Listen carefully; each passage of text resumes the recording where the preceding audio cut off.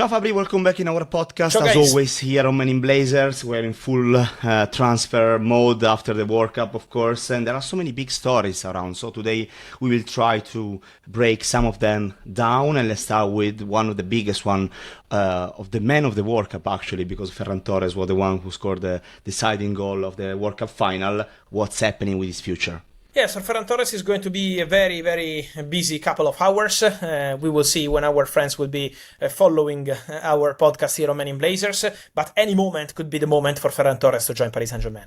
The deal is almost done. So it's just a matter of hours, maybe minutes, maybe days. This depends on the two clubs. But the relationship between Paris Saint-Germain and Barcelona is a good relationship. Paris Saint-Germain already informed Barcelona over the weekend about the agreement they have with Spain hero Ferran Torres over the contract. So everything is done between Ferran Torres and Paris Saint-Germain in terms of contract and personal terms. Now Paris Saint-Germain are working with Barcelona on the final agreement around 50-55 million euros. Paris Saint-Germain started a 50 million euros package. Barcelona wants something more. So we are around 50-55 as final number for Ferran Torres to join Paris Saint-Germain, but there are no doubts on this deal. The expectation is absolutely for Ferran Torres to be a new Paris Saint-Germain player. Remember that they lost several players up front, Kangin Lee, Gonzalo Ramos, also Randal Colomoni went to Juventus, so it's been a very busy summer in Paris, and now the deal for Ferran Torres is expected to be completed very soon. And let's now talk about the best player of the World Cup, Rodri. It was a crazy week for his future as well. Yeah, also because in this case, it's a really similar situation to Ferran Torres. I fully expect Rodri to become a new Barcelona player. The agreement between Barcelona and Manchester City is getting closer. Barcelona started at 45 million euros plus 5 in add-ons. Man City were never going to accept that bid, and Barcelona knew that. It's just the start of the negotiation, the start of the conversation. But don't forget also in this case the relationship. Barcelona have an excellent relationship with Man City. The two directors are Portuguese, Deco and Hugo Viana. Ferran Soriano, the CEO of Manchester City, used to work at Barcelona, so the connections are very good. They know at Manchester City that Rodri wants to go. They know that Rodri wants to wear a Barcelona shirt. He has an agreement with Barcelona. So now it's on the two clubs to reach an agreement on the fee, because he's still a Manchester City player, but also in this case could be any moment, because Barca are super confident and they believe the most difficult part of the deal was to surpass Real Madrid in this deal, get the agreement with the player. They made it, and now it's on Barca and Manchester City to close this as soon as possible. Many questions also on the future of Boadi and Manchester City. Yeah, on Boadi, this is also a matter of time. I expect Ayoub Boadi to be a Manchester City player by the end of the window. The preference of the player is to join Manchester City now. The initial idea of the deal at the beginning of the conversation during the World Cup, when Boadi was shining for Morocco, we all remember that game against Brazil. He was doing fantastic on the opening game for Morocco against the giants of the game like Casemiro, Fabinho and all the others. Boadi was scheduled to be a signing for 2027 for Manchester City, so it was an investment for the future rather than joining the club immediately. Then many midfielders leaving at Man City, including Rodri, who is expected to go, and so City are considering to bring in Boadi in immediately. So this is the conversation. The player is keen on joining immediately. Now talks ongoing with Lille on the final fee, but I expect Boadi to be a Manchester City player very soon. And what about Enzo Fernandez? Do you expect also him to be a Manchester City player by the end of the window? There is a big appreciation from Enzo Maresca, that's the reality. So the one driving this possible deal and these links with Enzo Fernandez is Enzo Maresca, because the connections are very good. But in this case, there are two issues. The first one is, don't forget how complicated was the situation between Chelsea and Manchester City for Enzo Maresca to arrive at City over the recent months. We all remember that statement from Chelsea. Also, Enzo Maresca released a statement. So it was quite a tense situation around that appointment. And then the price. Chelsea insist on 120 million for Enzo Fernandez. So if Man City are prepared to pay this money, obviously they have a chance to land Enzo. Otherwise, Chelsea are more than happy to continue with him. So this is the question mark around the deal, and we have to follow this one until the very end. But at the moment, Chelsea would not be surprised if Enzo Fernandez end up staying at the club.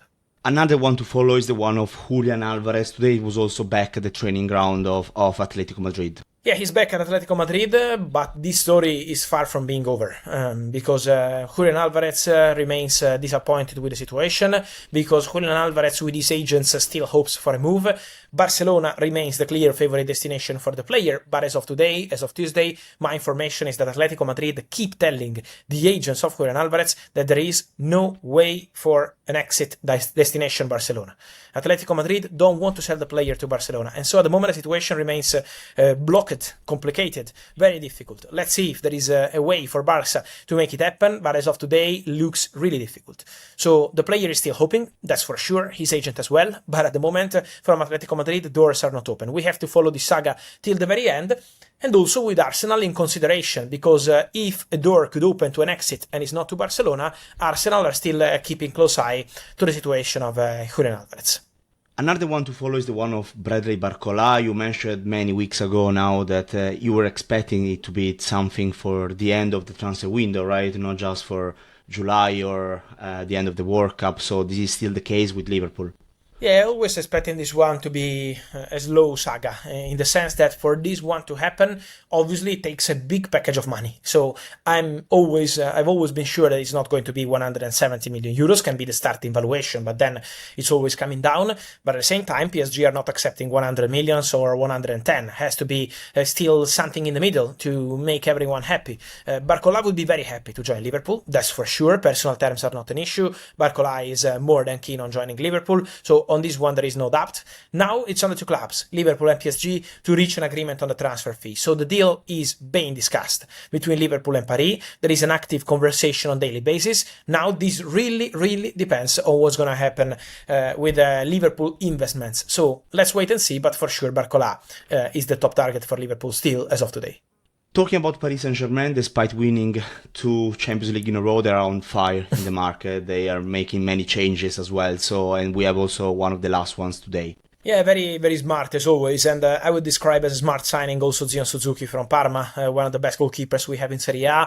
He was also part on the big stage at the World Cup of the Japanese national team. Suzuki did very well, and now Paris Saint-Germain have an agreement in principle, verbal agreement with Parma at 35 million euros package, agreement also with the player. The final thing to decide is whether Suzuki is going to stay at PSG, but in this case the exit of Lucas Chevalier is needed, or if he's going to go on loan, and Juventus are the most likely destination in this case. So there is a conversation on the next steps for Zion Suzuki, but Paris Saint-Germain already have an agreement in principle with Parma, and then this could be another signing for PSG, because they made the Luca Digne signing official, they made already a Magnus Cluj signing official, Ferran Torres is a matter of time, so Paris Saint-Germain is going to be very busy, and keep an eye also on Mika Götze, exclusive story from 2 weeks ago. Paris Saint-Germain are working on this deal with Ajax, there is an active conversation, and Mika Götze wants the move, so I think after the Super Cup on Wednesday, there is going to be more conversations also for Mika Götze. What about Endrick and Real Madrid? Did they close the doors for a possible exit this summer?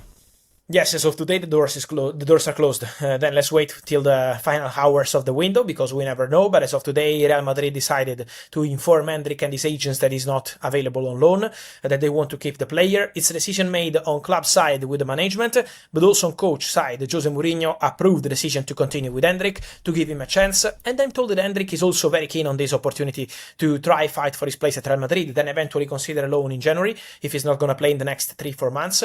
But the idea is absolutely for Endrick to be part of the Real Madrid squad and to have his opportunities at Real Madrid. So this is the conversation. There were Aston Villa and Roma keen on the player, but Endrick is staying at Real Madrid. Talking about Real Madrid, they signed a new contract with Vinicius Junior. Was one of the big stories of the week. Why he decided to do that and not joining Arsenal if there was a possibility? But because the reality, apart from Arsenal, is that Vinicius always wanted to continue at Real Madrid, and it's about the two most important people in this story, Vinicius Junior and Florentino Perez. Florentino Perez is in love with Vinicius. Since day zero, the Real Madrid signed this little boy from Brazil, of course, expensive, but you never know how these signings are gonna work out, and Vinicius, of course, was a big face of the Champions League finals, the last 2 Champions League finals for Real Madrid. Florentino loves Vinicius, and so the connection has always been great. Florentino was personally involved in this saga.